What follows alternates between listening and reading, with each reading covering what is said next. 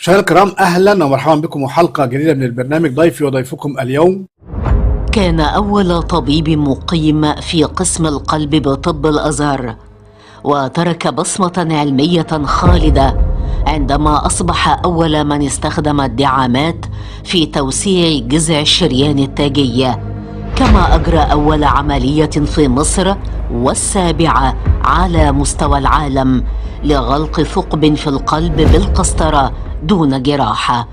إنه العالم الجليل الدكتور عز الدين عبد الرحمن الصاوي، أستاذ أمراض القلب والأوعية الدموية ونائب رئيس جامعة الأزهر الأسبق.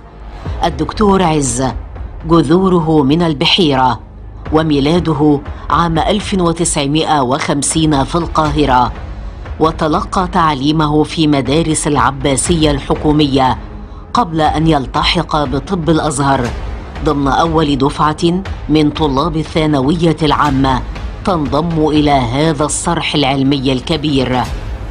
الصاوي أسس وحدة قسطرة القلب بمعهد ناصر لعلاج المرضى من غير القادرين، كما امتد عطاؤه إلى خارج الحدود، خاصة إلى فلسطين، الذين حظوا برعايته ومبادراته الطبية.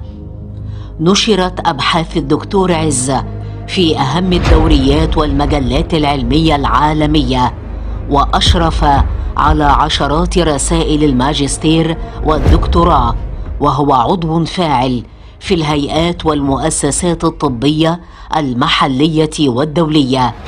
كما عرف عنه اهتمامه الكبير بقضايا القيم الطبية والإعلان الطبي وهجرة الأطباء.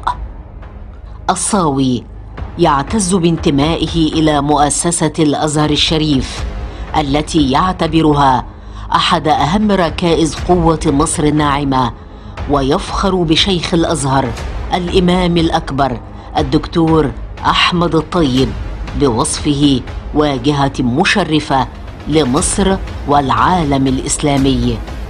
ورغم ما حصل عليه من جوائز وتكريمات محلية ودولية تقديرا لإنجازاته العلمية والإنسانية، ظل الدكتور عز الدين الصاوي يرى أن أغلى جائزة نالها هي دعوات آلاف المرضى الذين وهبوه حبهم وامتنانهم.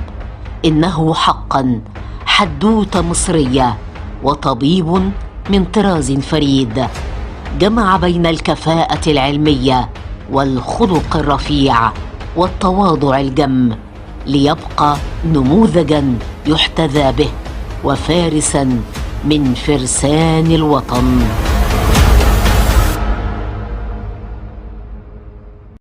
عالمنا الجليل الأستاذ الدكتور عز الدين الصاوي، أستاذ القلب والأوعية الدموية ونائب رئيس جامعة الأزهر السابق. أهلا بسيادتك يا فندم. اهلا بحضرتك